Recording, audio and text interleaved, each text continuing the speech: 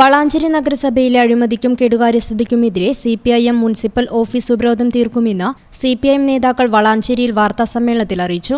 ഫെബ്രുവരി 22-ന് രാവിലെ നടക്കുന്ന ഉപരോധ സമരം സിപിഐഎം ഏരിയ സെക്രട്ടറി കെ.പി. ശങ്കരൻ ഉദ്ഘാടനം ചെയ്യും. അതുപോലെ പൊതുശ്മശാനം നിരവധി വർഷങ്ങളായി വളാഞ്ചേരിയിലെ ജനങ്ങൾ ആവശ്യപ്പെടുന്ന ഒന്നാണ്. അതിന് നഗരസഭക്കകത്ത് തന്നെ ഉചിതമായ സ്ഥലം കണ്ടെത്തി പൊതുശ്മശാനം വരുത്തണം എന്നുള്ളതാണ് മറ്റൊരാവശ്യം.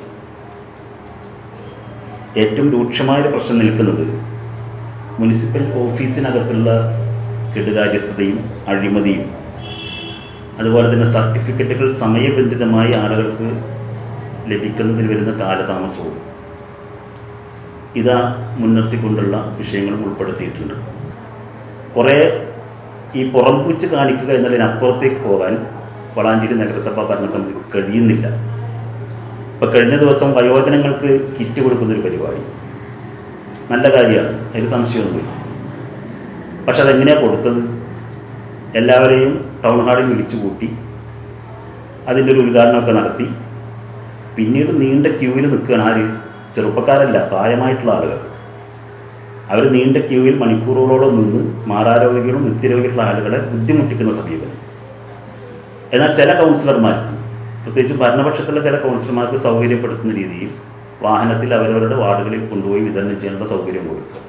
വളാഞ്ചേരി നഗരസഭയിലെ കുടിവെള്ള പ്രശ്നത്തിന് ശാശ്വത പരിഹാരം കാണണമെന്ന് നേതാക്കൾ ആവശ്യപ്പെട്ടു. മുനിസിപ്പൽ ഓഫീസിലെ കെടുകാര്യസ്ഥതയും അഴിമതിയും അവസാനിപ്പിക്കുക, തെരുവ് വിളക്കുകൾ റിപ്പയർ ചെയ്യുകയും പുതിയത് സ്ഥാപിക്കുകയും ചെയ്യുക, സ്വജനപക്ഷപാതം അവസാനിപ്പിക്കുക, ഭൂരഹിത ഭവനരഹിത പദ്ധതി ഉപഭോക്താക്കൾക്ക് സമയബന്ധിതമായി നടപ്പിലാക്കി കൊടുക്കുക, പൊതുശ്മശാനത്തിന് ഉചിതമായ സ്ഥലം കണ്ടെത്തി നടപ്പിലാക്കുക, സർട്ടിഫിക്കറ്റുകൾ ലഭ്യമാക്കുന്നതിനുള്ള കാലതാമസം ഒഴിവാക്കുക തുടങ്ങിയ ആവശ്യങ്ങൾക്കു മുൻപിലും അധികൃതർ മുഖം തിരിക്കുന്ന സമീപനമാണ് സ്വീകരിക്കുന്നതെന്ന് നേതാക്കൾ ആരോപിച്ചു.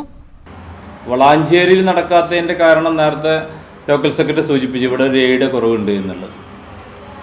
അത് പരിഹരിക്കേണ്ട ഉത്തരവാദി ആരാണ്? ഭരണം കൈയാളുന്ന ഏറ്റവും പ്രാധാന്യമായിരിക്കുന്ന ചെയർമാൻ ഉൾപ്പെടെയുള്ള ആളുകളാണ്. അവർക്ക് അതിനോട് താല്പര്യമില്ല. പൊതുജനങ്ങളെ പ്രയാസങ്ങൾ ഇത്തരത്തിലുണ്ട് എന്നുള്ളത് മനസ്സിലാക്കാൻ കഴിയുന്നില്ല. അതാണ് ഇതിൻ്റെ ഒരു പ്രധാനപ്പെട്ട വിഷയം. അത് ലെൻസ്ഫെഡിൻ്റെ ഒരു പ്രധാന വിഷയമാണ്.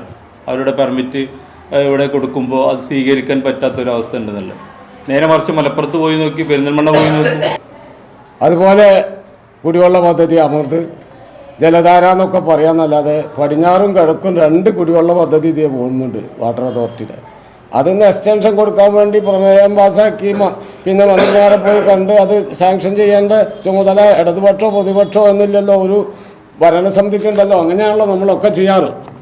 നമ്മൾ ഭരിച്ചാലും പ്രതിപക്ഷങ്ങൾ കേരളത്തിൽ UDF ഭരിക്കുമ്പോൾ ഒരുപാട് പഞ്ചായത്തുകൾ ഭരിച്ചിരുന്നില്ലേ? അന്നൊക്കെ അവിടെ പ്രമേയം പാസ്സാക്കി അന്നത്തെ UDFൻ്റെ മന്ത്രിമാരെ പോയി കണ്ട് അതിൻ്റെ കാര്യങ്ങളൊക്കെ എഴുതിയിരുന്നില്ലേ?